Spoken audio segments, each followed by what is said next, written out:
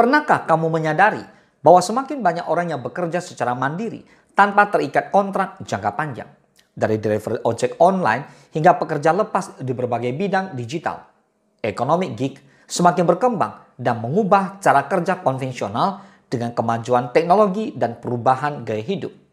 Bisnis berbasis jasa tampaknya semakin mendominasi.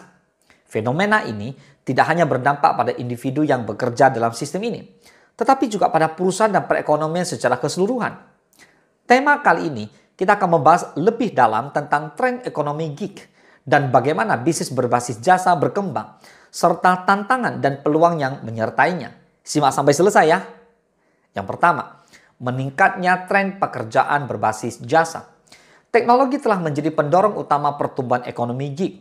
Apalagi dalam platform digital mempermudah orang menawarkan jasa mereka, baik sebagai pengemudi, desainer grafis, penulis, atau bahkan konsultan bisnis.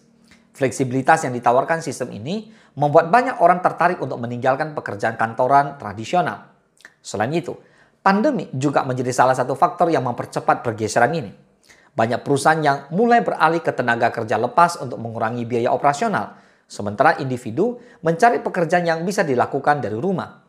Ini membuktikan bahwa model kerja berbasis jasa semakin relevan di era modern. Yang kedua, keuntungan dan tantangan ekonomi gig. Salah satu keuntungan terbesar dari ekonomi gig adalah fleksibilitas.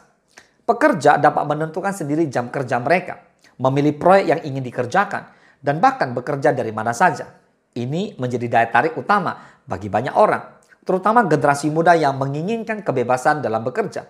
Namun di balik fleksibilitas tersebut ada tantangan yang tidak bisa diabaikan.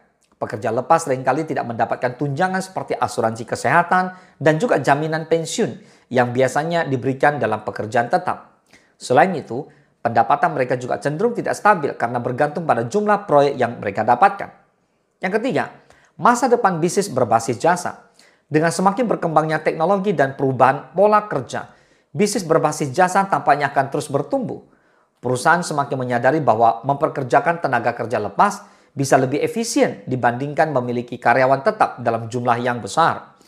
Hal ini juga memberikan kesempatan bagi individu untuk mengembangkan keterampilan dan membangun karir secara mandiri.